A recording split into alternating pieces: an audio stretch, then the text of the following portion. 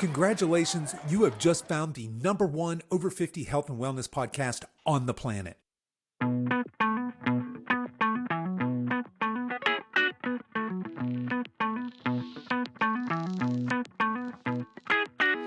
Hello and welcome to the Over 50 Health and Wellness Podcast. I'm your host, Kevin English. I'm the founder of The Silver Edge, and our mission is to help you build and maintain a lean, healthy body that you love for the rest of your life, so you can show up in the second half of your life as the healthiest, strongest, most vital version of yourself.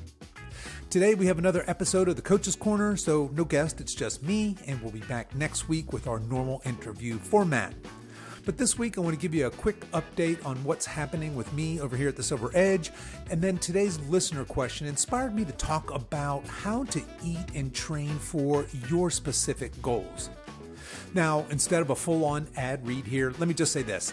We're getting ready to talk a bunch about different fitness goals and how to build strategic roadmaps for success. If you feel like you could use expert guidance and accountability to help you reach your goals, especially if you struggled with them in the past, hit me up. You can reach me at coach@silveredgefitness.com. Okay, enough of that. Let's get on with today's show.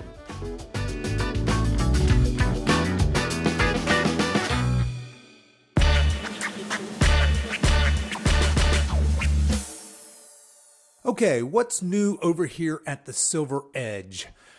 Some of you who have listened to this show for a while probably remember me talking with a guy named Adam Schafer. We did a podcast episode that released, I think, early January-ish. And the title of that podcast was something like Train Like a Bodybuilder or Train for Your First Bodybuilding Competition, something along those lines. But basically, we had Adam on to talk to us about why we might and just as importantly, why we might not entertain the idea of training like a bodybuilder or entering your first bodybuilding competition. Now, I'll just start this by saying I don't have any intentions of doing a bodybuilding competition. That just doesn't really appeal to me. But after that episode, he inspired me to really train like a bodybuilder. So that's what I've been doing. And to be honest, it's been kind of up and down. Basically, what I'm doing today is just eating a boatload of food and working out really, really hard, primarily in that hypertrophy rep range. So doing lots of 3, 4, 5 sets of anywhere from basically 10 to 15 reps. So that's what my workouts are looking like today. The reason I bring this up though is I've been struggling lately on the nutrition side. So you guys know I talk all the time about metabolism. You guys probably think I'm obsessed with it, probably because I am. But just to put this into perspective, today I'm at about 203 pounds, and I'm getting ready to talk about that in a second. But I'm eating 4,000 calories a day. So it turns out my new maintenance calories are apparently 3,800 calories, 3,800 calories. And I'm doing minimal walking, and I'm basically doing an hour and 15 to an hour and 30 minute full body workout 3 times a week. I mean, that's really it. I do some general movement, but I'm not doing any kind of cardio. I'm not doing any HIIT. I'm not doing any kind of conditioning. And the scale has been stuck. So when you train like a bodybuilder, basically we have 2 phases here, right? We want to build as much muscle as humanly possible.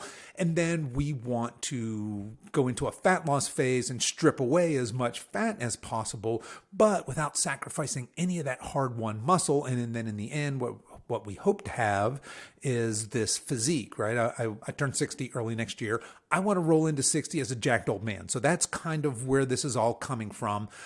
But like I said, I've been really stuck. And what's happened is the scale just won't budge. I'm at 202 pounds, 203 pounds every single day, have been for now probably a couple of weeks. And so I just bumped up my calories to 4,000 calories a day. And I'm telling you, I'm struggling. That's a lot of food. I just feel full. I feel bloated. It's not fun. I don't enjoy eating that much food. Now, I've been eating about 37, 38, and that was good to get me from like 198 to 202. So that was a calorie surplus for a month or so as I gained weight, maybe even 2 months. And now all of a sudden I've plateaued. So in other words, my metabolism is just reset. My new maintenance calories now, where they were 3,600 calories, are now 3,800 calories, and I've bumped up to 4,000 calories. I've been trying to eat primarily whole foods, like real food, not as much processed foods. But I'm not going to lie, I have recently just thrown in some super ultra processed foods just to help me reach my calorie goals. I have, I should have looked at the brand name. It's some kind of gelato. I went to the ice cream aisle in my local supermarket and I just started picking up different ice creams, and all I'm looking for is the largest calorie per serving. I found this gelato that had a ton of calories. I think it's 330 calories per serving, and a little pint thing has got 3 servings. So I can get 1,000 plus calories by eating one of these containers. And I chose the flavor, which is a delicious chocolate peanut butter cup thing, based on it was the one that had the most calories. So I'm not particularly happy about that. I don't particularly want to eat ice cream every day. I'm basically eating half of one of those. So I'm getting about 500 calories from that ice cream after my dinner every night. It's not the ideal place to put it. That a better place to put it might be after lunch. Maybe now that I'm saying it, I might switch that out. Don't want all those carbs that late in the day, right before bed. But I'm rolling into dinner with 1,500, 1,800 calories left, and I'm full. I don't feel like eating that much. So I am using some, just full disclosure, using some ultra processed foods to help me meet my calorie goals. Now, what I want to do is obviously get unstuck, to break up this plateau and start gaining weight again. And ideally, I want to gain primarily muscle. And I know that eating ice cream probably isn't moving me towards that very well. But the idea here is if I can plateau now at 4,000 calories at maybe 205, 206, 207, and then bump my calories to 42, 4,300 calories, get up to around north of 210, and on and on. But at any rate, one of the reasons I want to basically bore you with this stupid story of me eating ice cream in order to hit 4,000 calories a day, which is, if we think about it, pretty silly, really, is just to talk about how easy it is to overeat processed foods. So it is really difficult to overeat real whole foods, and it's really, really easy to overeat these hyper palatable, ultra processed foods. Let me give you an example. For me, my favorite go-to when it comes to processed foods, I'm a sucker for the salty, basically potato chips. It's just, that's my nemesis. Absolutely love them. Don't mess around with any of the crazy flavors. I just want the plain salt, generic kind of boring potato chips. I can devour a bag, no problem. Now, if you think about one of those bags of potatoes, one of those bags of potato chips, they contain 3 or 4 potatoes in them. I mean, there's a lot of potatoes that goes into one of those big bags of potato chips. There is no way I could sit down, even for $1,000. Somebody said, I'll give you $1,000 if you eat these 4 big baked potatoes. No butter, or yeah, sure, you can have butter on them. But just eat 4 potatoes in one sitting. I'm not sure I could do it. Even if I really tried, I don't know that I could. However, I'm here to tell you, I know from experience, I can demolish a bag of chips kind of mindlessly. And that just goes to show that when we process these foods, they make them so much easier to eat. I forget, there was a study that showed that people, given the option between free access to whole real foods versus processed foods, ate, I think, 30 to 40% more calories when they were making selections from the processed foods. Anyway, just goes to show. So that's where I am in my training. I've been struggling with eating 4,000 calories a day. I've added ice cream to help me boost. And that's where I am. I'll keep you, anybody who's interested, I'll keep you apprised of my progress or lack thereof on that.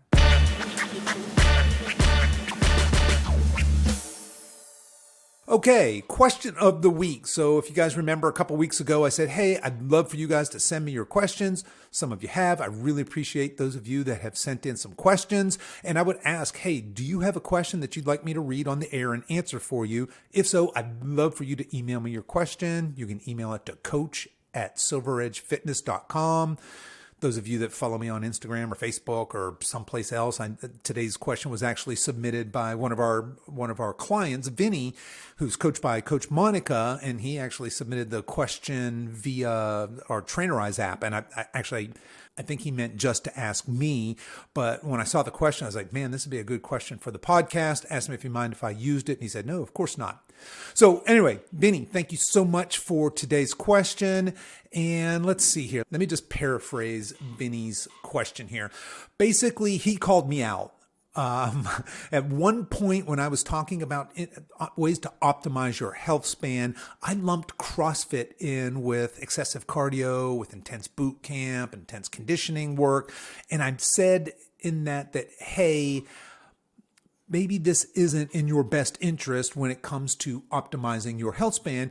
And Vinny, a CrossFitter and cycler, called me out on that. He said, hey, I'm just interested to understand your thoughts on CrossFit. And he says, my assumption has always been that as CrossFit incorporates a good amount of barbells and strength movements, that this would be beneficial in a manner similar to traditional weightlifting. So this is a fantastic question, especially because you can see some of my personal bias coming through in the way I talked about this. Now, first of all, a couple of disclaimers here. Let's just say, first of all, if you want to be good at CrossFit, which is basically competitive exercising, you should absolutely do CrossFit. And secondly, let me just say that I love CrossFit. I've been a competitive CrossFit athlete myself. I've been a CrossFit coach. I'm still a level 1 CrossFit coach. I'm not currently coaching. So keep that in mind as I talk about CrossFit. But let's just use this last Memorial Day as an example. So on Memorial Day, basically all CrossFitters do this workout, and it's called Murph. So the workout has a name. CrossFitters often give names to these horrific workouts. So this particular workout on Memorial Day, so this last Monday, most CrossFitters participated in some version of this. So the workout as written goes like this. You do a 1 mile run. You do 300 body squats. You do 200 push-ups. You do 100 pull-ups. And then you do another mile run, and you do this for time. Oh, and I almost forgot, you wear a weighted vest. So guys wear a 20-pound vest, ladies wear a 14-pound vest. Now, there is no way that we can say this workout increases our health span. This is admittedly an extreme example, but when we talk about health span, that's just too extreme. Unless you are a very, very high-level athlete, that is a grueling workout. Now, CrossFit does do a good job of what they call scaling. So if you couldn't run those miles, maybe you walk those miles. Maybe you run a half a mile. Maybe if you have mobility issues and can't run at all, maybe you bike for a mile, something like that. If you can't do 300 body weight squats, maybe you modify that. If you can't do push-ups, maybe you do your push-ups to a box or something like that. If you can't do pull-ups, maybe you do like ring rows or something like that. So CrossFit, I will say that CrossFit does a great job of scaling this so that all athletes, regardless of their level, can participate. But we can say that this kind of a workout really, while it does have perhaps some benefit if you do it as prescribed, right? For mental toughness or for endurance, or if you're a very elite level athlete, then this might be appropriately dosed. For most of us, that's not an appropriate dose if we're looking at it through the lens of long-term health and longevity and health span. Now, Murph is actually a pretty extreme example, but it's hard to make a case for a lot of things that CrossFit does when we look at it again through that lens of health span, longevity, ultimate health. And one of the first things is that CrossFit does a lot of Olympic lifts. These are cleans, clean and jerks, snatches, and other lifts like deadlifts and things, and they do it for time. So these are really complex movements that people spend lifetimes perfecting the skill of these movements. And CrossFit's taking these basically novice athletes, people like you and I, giving us some barbells and some very rudimentary training and saying, okay, I want you to do 30 clean and jerks for time. Again, you can make a case for that being okay, and I suppose maybe sort of somehow. but you can't make a case that that's good for long-term health and longevity. You really can't. And if we make the assumption that our goal is to grow and maintain type 2 muscle mass as we age, and we agree that it's desirable to do this, right? And we look at people like Dr. Jonathan Sullivan or Dr. Gabriel Lyon, some of the work that they've done here, then we want to exercise in a way that optimizes building and maintaining type 2 muscle mass. Now, while CrossFit does typically have a strength component to it, we negate, or at the very least, we blunt the muscle building effects by moving from this strength piece or the strength exercises straight into a usually very intense conditioning piece. So just so you non-CrossFitters know what I'm talking about, a very typical CrossFit class might look like this. You go in, you spend 10 minutes doing a warm-up. You spend 15, 20 minutes working on strength or skill, typically. And then you're going to get to the meat of CrossFit. You're going to do some sort of really hardcore conditioning. You're going to go hard. You're going to get your heart hammering. You're going to end up laying on the floor in a pool of sweat. And people love it, myself included, right? I mean, all the endorphins are popping off and the cortisol spiked, and we call these people cortisol junkies. I mean, if you love beating yourself up in that way, that is a great feeling. But if we agree that increasing, maintaining type 2 muscle mass is our goal when we talk about specifically a long, healthy health span, then again, just constantly doing that intense cardio right after you've done strength training kind of blunts that strength training and muscle building response. Now, that being said, CrossFit's done a lot of fantastic things. Anybody who's CrossFitting, and CrossFitting, what I would call sanely or safely, is light years ahead of anybody who's sitting on the couch or those of us who are very, very sedentary, right? So way ahead of that.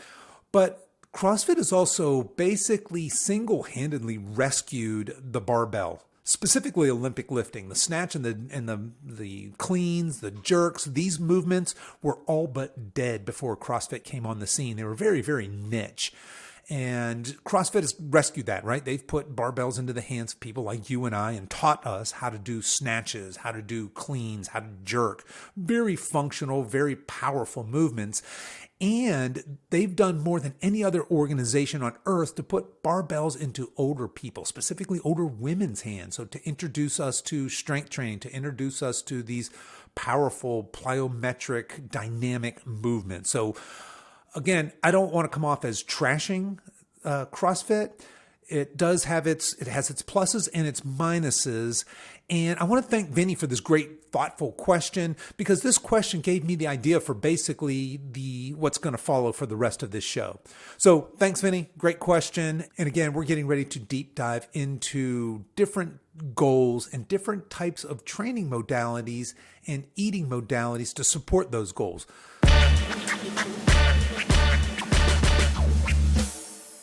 Okay, so my social media shout out for this week, before we get to the rest of the show today. For fitness, I have Jessie, and I'm not even going to try and say Jessie's last name, but she is the Glucose Goddess on Instagram. You can find her at Glucose Goddess. That's her handle. And her content is what you probably think it is based on her handle, the Glucose Goddess. She is she's an author and she's an expert on all things glucose. So all of you that are interested in carbs and glucose and insulin spikes, she has fantastic educational content. Strongly suggest everybody give that a follow. Now, for my personal shout out, as I'm looking at this, I think I've already given her a shout out, but if so, that's fine. She deserves another shout out. It's Shelly Stetner. She's 72 years old. I was just talking to somebody recently about her, but Shelly, like I said, she's 72, and this Friday, in fact, the day this drops, she is going to be at, I think it's the National Powerlifting Raw USA Championship. She's at some sort of a big powerlifting championship competition. If you're not familiar with powerlifting is your 1 rep max. So the most weight you can possibly lift in 3 lifts. It's the deadlift, the barbell back squat, and the bench press. She's already a world champ. And again, I know she's going to break some records, or that's why she's going this Friday. And you guys can follow her on Instagram. Her handle is at Shelly, Shelly _Ann, ANN _28. So Shelly _Ann _28. Definitely recommend you give her a follow. And what I'd love for you guys to do is give her a shout out. Just say hello, tell her she's been a guest on this show. And I'll put the notes to that interview in this episode as well as the Glucose Goddess handle as well. And you can find those at silveredgefitness.com/197. But I'm very fond of saying Shelly's not just strong for a little old lady. She's just badass strong. Just to give you an idea here, I think she is going to attempt and probably complete a deadlift of, oh gosh, Shelly, I forget what you're currently lifting, but I bet it's going to be over 300 pounds. In fact, I think it's going to be over 330 pounds. This is a strong woman, right? And just so inspiring for those of us in our 50s, 60s, 70s to see what's possible. Because if I say to you, imagine a 72-year-old woman, you probably are not imagining a woman like Shelly. Anyway, again, Glucose Goddess, Shelly Stetner, both great follows. Eating and training for your goals. Okay, so I was inspired by Vinny's question about CrossFit and HealthSpan. So I wanted to talk about goal setting and then how to align your training and your eating based on that, not the other way around, because I think that's what often happens is we get training programs, we get diet advice without really understanding what our goal is. And like I said at the top of the show, when Vinny asked that question, it kind of exposed my bias a little bit, right? You probably get the gist of where I'm coming from. I'm all about restoring metabolic health at the cost of everything else, but not everybody has the same goals. So I wanted to talk a little bit about something called the triangle of awareness. And I think this is a great way for us to just conceptualize what we're talking about. Now, for those of you on YouTube, you're probably now looking at an actual diagram of the triangle of awareness. For those of you out there in podcast land, bear with me. I'm going to try and describe this. But the triangle of awareness is a concept that was taught to me when I got my NCI. That was my second nutrition certification coaching. I went back and got a second certification just because of the content that they teach, specifically around, they have a very application-based model, a very health-first based model. But I really enjoyed the training module on the triangle of awareness. As far as I know, I think that this is their intellectual property. They came up with this triangle of awareness to help clients understand goals and to help us coaches to program appropriately depending on what someone's goals are, as opposed to us, say, assuming that we know what they are. So most of us want everything, right? We want to look good. We want to perform well. We want to live to be 100 years old. We want everything. But we need to be aware that when we chase everything, we typically get nothing. So we don't get closer to specific goals by being very, very general. And when we choose specific goals, we make sacrifices elsewhere. So let's imagine a triangle. And at the top intersection, we're going to have aesthetics. At the bottom left, we're going to have performance. And we're going to put longevity over in the lower right corner. So again, we have aesthetics at the top peak of my triangle. I've got performance at the bottom left, and I've got longevity in the lower right corner. So let's just talk about what I mean, I suppose, before we get going on these three goals, really. We have three general types of goals: aesthetics, performance, and longevity. When we talk about aesthetics, we're talking about the ideal physique. So if you think about this in its extreme, these are your bodybuilders, these are your fitness models, things along that line. But weight loss is also in this category. So that pertains to certainly 90% of our clients come to us with an aesthetic goal. They want to lose weight, maybe build muscle. So when we talk about aesthetic, we're primarily concerned with losing fat and gaining muscle. performance is what it sounds like. So when we talk about a performance goal, we're talking about things like we just talked about Shelley Stetner. She's very performance based. She's not worried about aesthetics. She's not worried about longevity. She is 100% focused on performance in powerlifting in her particular sport. So our performance folks are folks that are looking to perform well, typically in a sport. So that could be CrossFit. That could be running, it could be tennis, it could be anything that requires actual performance. That's a performance goal. And then finally, we have longevity goals. And longevity says, hey, I want to live as long as possible. And you hear now that, hey, today's, children born today will live to be 130, or maybe you have a goal to live to be 100 or 110. So again, keep in mind, we have this triangle. We're going to put aesthetics at the top. We're going to put performance in lower left, I think we said, and longevity lower right. Now, with that picture in your mind, if I said draw a dot anywhere you want on that triangle, many of you might be tempted to draw a dot right smack in the middle of that triangle. But again, if really your goal, if you say, yeah, I want to perform well, of course I do. Yes, I want to live to be 100. And of course I want to lose weight and gain muscle. I want all three of those. So I'm going to put my dot smack in the middle of that triangle. But you know what's going to happen? Nothing. If I program for you, if I program your exercise and your nutrition and your lifestyle for that goal of I want equal aesthetics, I want equal performance, and I want equal longevity, nothing's going to happen. I want you to reimagine our triangle, but this time, remember we have aesthetics at the top, we have performance in the lower left, and I got longevity lower right. I'm going to say put your dot anywhere you want on that triangle as long as it's on the perimeter, on the outside line of our triangle, so to speak.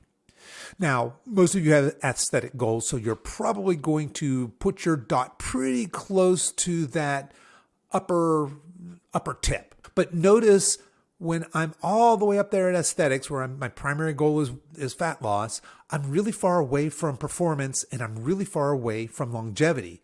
Now, let's say I want my goal to be more longevity and I slide my little dot down towards longevity. Notice the closer I get to longevity, the further I get away from aesthetics and from performance. And likewise, if my goal is performance, if I'm all the way down in that lower left-hand corner performance, I'm far away from aesthetics and longevity. So I think that's a great way to visualize your goal. And I use this when we intake clients. I say, what are your goals? And I listen carefully, right? And oftentimes people will have a number of different goals and I'll ask them why that's important to them. And oftentimes we get pretty deep, right? These can be pretty vulnerable questions to ask. Somebody who wants to lose a lot of weight or somebody who has maybe some body dysmorphia. These can be kind of vulnerable conversations, but it's important that we know what your goal is. And it's important that you, the client, or you, the person who wants the goal, understands what it is. And it's critical for us, the coaches, to know what that goal is, because we're going to program differently. We're going to program nutrition and exercise completely different for all three of those goals. Now, remember in the intro, I was talking about Benny's question. I said my bias was exposed. I'm assuming that when we say health spans, I know what your goals are. Or I'm assuming when I say, hey, CrossFit isn't great in this particular case. What I'm assuming is that CrossFit is down there towards that performance, and therefore it's further away from longevity and it's further away from aesthetics. So it's really important for somebody like Vinny or any of you CrossFitters out there that love CrossFit, want to get better at CrossFit, what you should do is CrossFit. And the way we should coach you nutritionally and exercise-wise would support that performance goal, right? As opposed to, say, I'm in an aesthetic stage myself. I'm trying to build muscle and lose fat. I want this aesthetic look. So I'm nowhere near, I'm way up at the tip of the aesthetic point of this triangle. I'm nowhere near longevity and I'm nowhere near performance because I'm way up at one end, but that's my goal. So I'm programming my nutrition and my exercise programming accordingly. Again, so we require different nutrition and exercise strategies for each of these goals. What I thought it would be fun to do is just use myself as an example, and we'll walk through what eating and exercising might look like for each of these goals. And let's start with aesthetics, since that's actually what I'm doing today. Now, note that I've spent most of my active life chasing performance. I've been in that performance space most of my life. I've never really programmed nutrition or exercise for longevity, but we'll talk about what that might look like. But let's start with aesthetics. Remember, when we talk about aesthetic, we're talking about building an ideal physique, and the really extreme version of that's going to be your bodybuilders, is going to be your fitness models, people like that. But right now, I'm concerned with building muscle and losing fat. And the way we typically do that is through this bulk and lean sort of cycle. So we're periodizing our exercise, we're periodizing our nutrition in a way that supports that goal. But note that I am sacrificing both longevity and performance right now. We cannot say that me eating 4,000 calories a day, including half a pint of ice cream of this gelato peanut butter goodness, is good for me on a longevity standpoint. And like I said, I used to be a competitive CrossFit guy. I would get crushed there right now. So again, the further I am up towards that goal of aesthetic, the further I am away from the other two, regardless of what my goal is, right? So let's talk a little bit about what periodization might look like. So I've just told you I'm eating a whole bunch of food. So part of training like a bodybuilder for aesthetics for me is to eat a bunch of food, to lift heavy weights, to get stronger, to build muscle. I will phase that until I get to my goal, and then I will do a cut. I will do a diet. I will move into a calorie deficit. I'll change up my exercise programming to support what I'm doing. And now my goal is really, I've switched from muscle building to fat loss. And so I'm really focusing on how can I hang on to as much muscle as I possibly can while burning the maximum amount of fat. Now, note that I can't gain 100% pure muscle and zero fat, nor can I lose 100% fat and zero muscle. But I want to manipulate my nutrition and my exercise in such a way that I minimize fat gain while I'm building muscle, and vice versa while I'm dieting. Now, for the rest of you out there who maybe aren't as concerned with the muscle building side, but just are looking at aesthetic from a fat loss side, I will say basically the same thing is the same process, the same recipe, the same roadmap is true for you. We're not going to ask you to eat 4,000 calories and be uncomfortable and in gastric distress because you have this stupid goal of trying to gain all this muscle. But we are going to ask you to do a reverse diet, most likely. We are going to ask you to eat more. We are going to ask you to rebuild and to optimize your metabolism before you do that diet phase. We're not going to jump straight into a diet. We're going to build you up, get you strong, get you healthy, get you eating plenty of food. We're going to program your exercises to support that muscle building. And then we are going to switch our focus to fat loss. We'll go on a diet. We won't mess around. We'll get in, we'll get out, and then we'll reverse diet you back to that metabolically healthy place, and we'll periodize that. We'll cycle through that several times to get you to your goal of fat loss.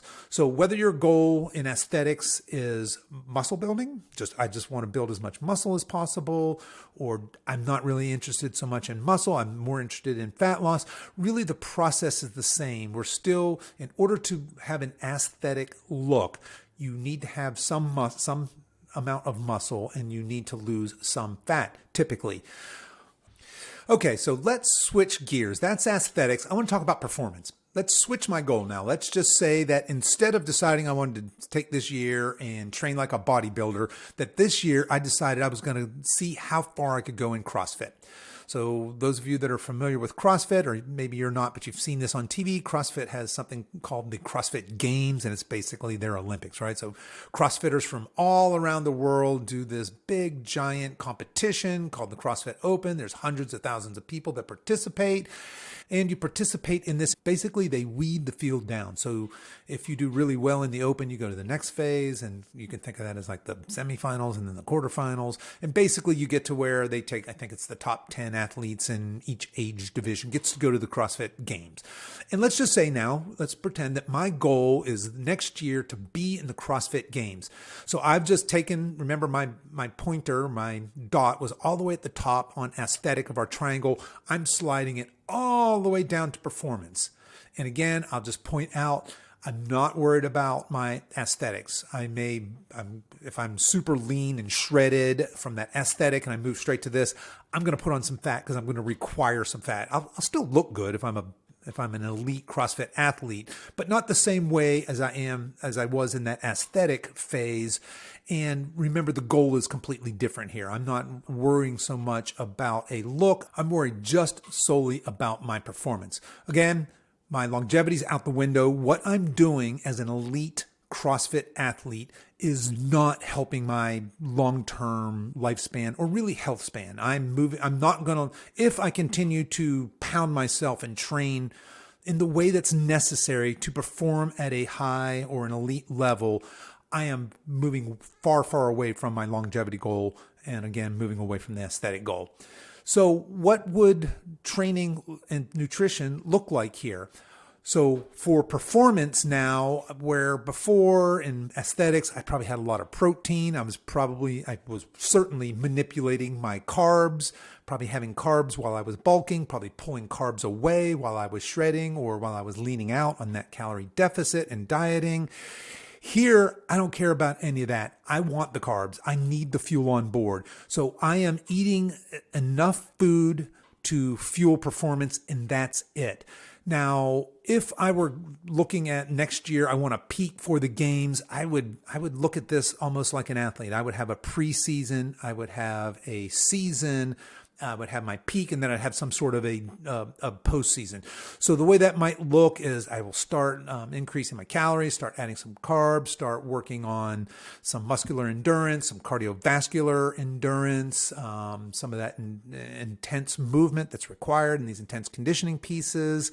I'll need to keep continuing to bump up my fuel and monitor that as I go. I'll probably need to program in a couple of deload weeks in there. So I might go hard for 6 weeks, then take a week where I really go easy and just focus on mobility, maybe a couple of weeks, then get back in there. In CrossFit, it's kind of a funny example because as opposed to powerlifting where I'm focused on one thing only, which is just brute strength, CrossFit rewards, as the name implies, being good at a lot of things and not being great at any one thing. So I'm constantly tweaking my exercise to shore up areas where I have deficiencies. So for example, maybe that's gymnastic movements. CrossFitters are famous for doing things like kipping type movements and muscle ups and things, handstand walks, things like that. So if I suck at that, I need to work on that. And I'll take a block of training and work on that. In my case, I'd probably need to work on that 1 rep max strength. And when I was a CrossFit athlete, I typically did very well in Metcons and these intense conditioning pieces where it's just go, go, go, go, go, especially if it's go, go, go with light-ish weight.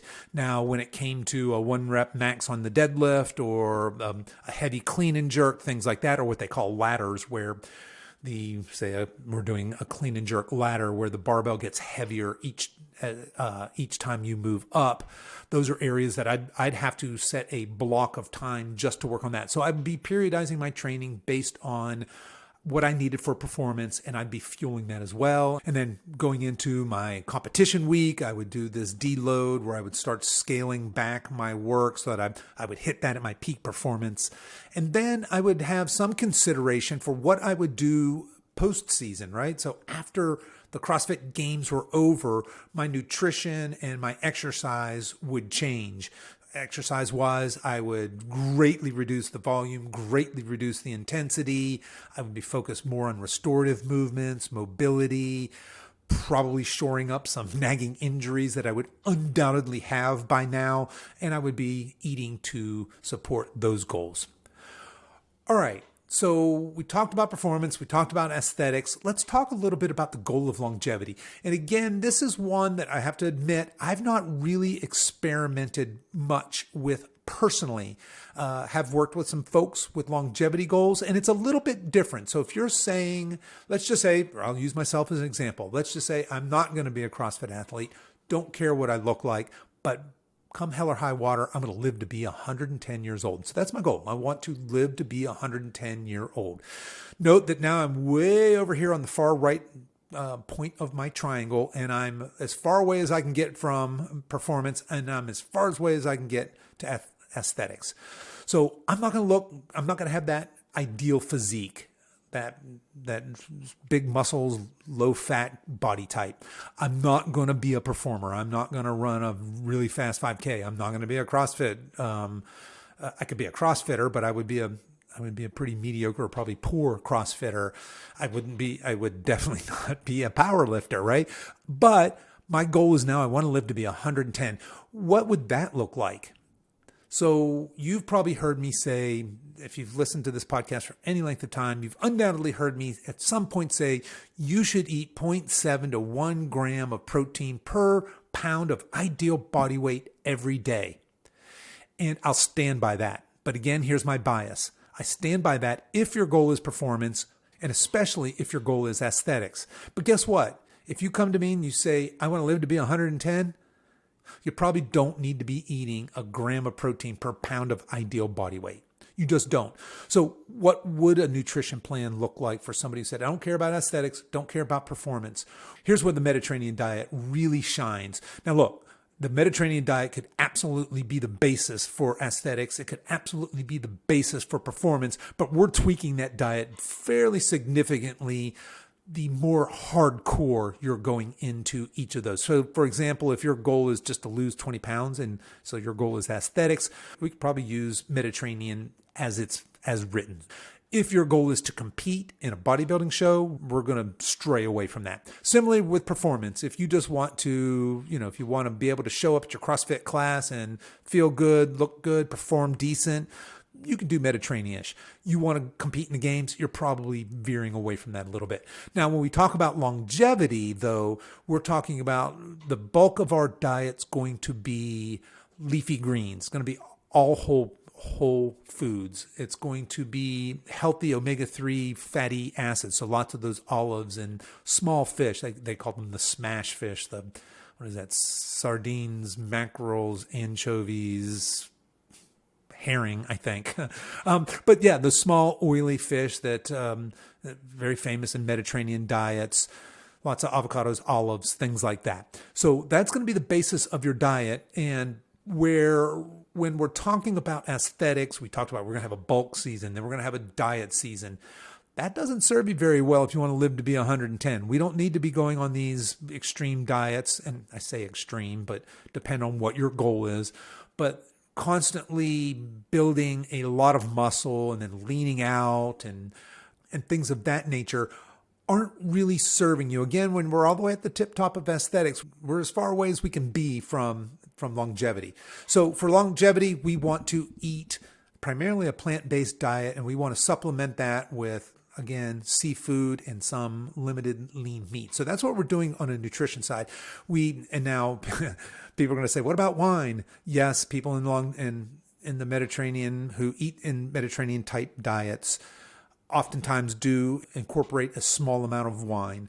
And remember the other thing that's very common in these areas where we see the most longevity, the blue zone, so to speak, we're looking at things outside of just diet and exercise, because these people live a different social life than we do. They live with less stress than we do. They have more intimate connections with family and friends, and they have more connections and intimate connections within their community. They typically have spiritual practices. So they're living a lifestyle that's radically different from a Western lifestyle for the most part. And remember that diet and movement is just one part of when we say longevity. So in longevity, then plant forward, lots and lots of plants, fruits, vegetables, all that fun stuff, a little bit of seafood and other lean meat. You're probably not eating a whole lot of beef in that diet and for that lifestyle. And when it comes to movement, we're not lifting a whole lot of weights, at least not heavy. We're not pushing performance at all. Again, you're not going to do a powerlifting meet. You're not going to get heavy. You're not going to try and PR your 5K, but you are going to do restorative type movement. You're probably going to walk a lot. You're probably going to have maybe a gentle yoga practice. You're going to have some sort of a daily movement practice. It's just not going to be what I advocate on this show, what I advocate in my social media, which is typically geared towards aesthetics and sometimes performance. So that's what I mean when I say I've got a bias. I don't often talk much about longevity, but longevity is look, whatever your personal goal is a valid goal. Whether that's aesthetics, performance, longevity, or you just say the hell with all that, I'm into something completely different. Who am I to say that's not 100% valid? Just know that when I'm giving advice, when I say, hey, you should do this, or this is a good idea, or never do this, I'm really saying that through the lens of I'm trying to improve your aesthetics and to a lesser degree your performance. And I'm not so much giving you advice on, hey, I want to live to be 110 or 120, right? Because again, if you think about going all the way back to our triangle of performance, where we have aesthetics all the way at the top, you have performance over here, we have longevity over here. The further we move towards one, the farther away we move from somewhere else. So what's important to you? I will say this. I'll leave you with this thought. You can, in fact, pursue all three. You just can't do it at once. My advice is this: pick the area that's most important to you. And for most of you listening, I'm going to go out on a limb and say that's aesthetics. In fact, it's weight loss. And I hope that those of you that are listening long enough would know that when I say weight loss, I don't mean weight loss, I mean fat loss, right? We want to build some muscle, lose some fat. Pick a goal and go for it. Get some good, well thought out, periodized exercise programming and nutrition planning that supports those goals. And once you've achieved that goal, remember all the way back at the beginning, I said, put a dot wherever you want. And I said, a lot of you would put it right smack in the middle of that triangle. And I said, no, you can't do that. You got to put it on the perimeter. Well, now you've reached a goal. Now you might gradually move down into the center of that triangle. So once you've achieved a goal of aesthetic or performance or even longevity, I suppose, you could move back towards the center, because that's a really good place to hang out and live. So if I've reached my aesthetic goal, let's just say, or I've reached my performance goal, now I'm willing to let go of some of that for a more balanced, healthy lifestyle in the middle. But now I'm in the middle instead of being far away from either aesthetic or performance or longevity. Now I'm in the middle where I've accomplished some goals. I've got a body composition I'm happy with. I want to maintain that for the rest of my life. What if I just hang out? My home base is the middle of that triangle, and I will make forays out into those corners whenever I feel like it. So if I'm hanging out for 6-12 months in the middle of that, I'm feeling good and I'm maintaining, I'm eating and exercising in a way that maintains either my performance, my aesthetics, or my longevity. And I feel like, you know what? I'd like to build a little muscle and lean out a little bit. Well, then I just take a little journey north up to the top of our triangle, and I spend 6-12 months there, and I work on those aesthetic goals. Then I go, you know what? I'm proud of myself. I did it. Let me just kind of move back into that more balanced position. And then maybe a little later say, you know what? I really miss CrossFit. I miss jumping around like a maniac. Let me move down to performance. Let me go see what I can do there. Let me see how far I can take it. Then maybe this is the year I see if I can, go to regionals or whatever they're calling it these days in the CrossFit Open. Or let me see how strong I can get. I've never really been strong. What can I, at age 60, can I deadlift 500 pounds? I don't know. Let me go down there and take a foray there and then migrate back into that balanced position. And by now we beat ourselves up a little bit. We've done some performance. We've done some aesthetics. So you know what I've never really done is really worked on my mobility, really focused on flexibility, really focused on balance and coordination. I've never really eaten in a way that supported longevity. Let me pour into that. Let me spend the next 6 months. Let me spend the next year really honoring my body in this health manner, in this longevity manner. Let me join a yoga practice. Let me get really good at body awareness and mobility and moving pain-free. And when you've done that for a little bit of time and you're like, you know what, I really miss eating steaks and eggs and and jumping around like a maniac, maybe we move back to the center in that well-balanced place. So again, I just want to leave you with this idea that I love the idea of being well-balanced.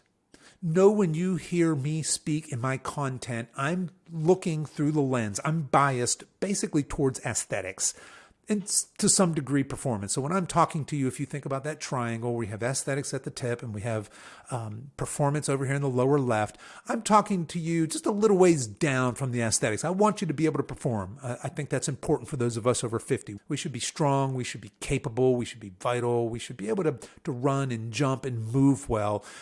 But I also think that we should, look good, since that's what most of you pay us for as clients, right? You're not coming to us typically to say, hey, I've got a goal of slam dunking a basketball. Most of you are coming in saying, hey, I've got a goal to get rid of these 20 pounds and I've tried everything, and I've lost it and gained it back so many times. So know that that's the filter I'm talking about. When you hear me say you should do this, you should do that, or avoid this, avoid that, take that with a grain of salt, because I'm assuming that I know what your goal is. And I'm assuming that your goal is aesthetics. I'm assuming that maybe you want to have a little bit of performance in there, maybe a little bit of longevity. I'm assuming you want all three. So there you go. There's my triangle of awareness. I hope this made sense to you. Sorry I rambled so long. If you guys have any questions, feel free to hit me up. Best way is email. You can always email me at coach@silveredgefitness.com.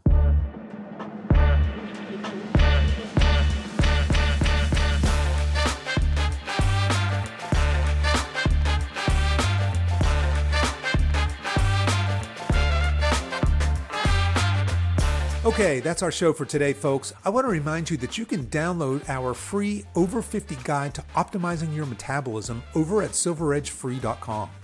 You can find all of the show notes for this episode over at silveredgefitness.com/197. As we wrap up our time together today, you can show your support for this show in two important ways. One is to tell a friend about this podcast and encourage them to give it a listen. The second is for you YouTube folks to click the like and subscribe buttons, and for you podcast folks to consider giving this podcast a 5-star review on whatever platform you listen to podcasts on, and be sure to subscribe and follow so you don't miss any future episodes. I really appreciate you spending your time with me today, and until next time, stay strong.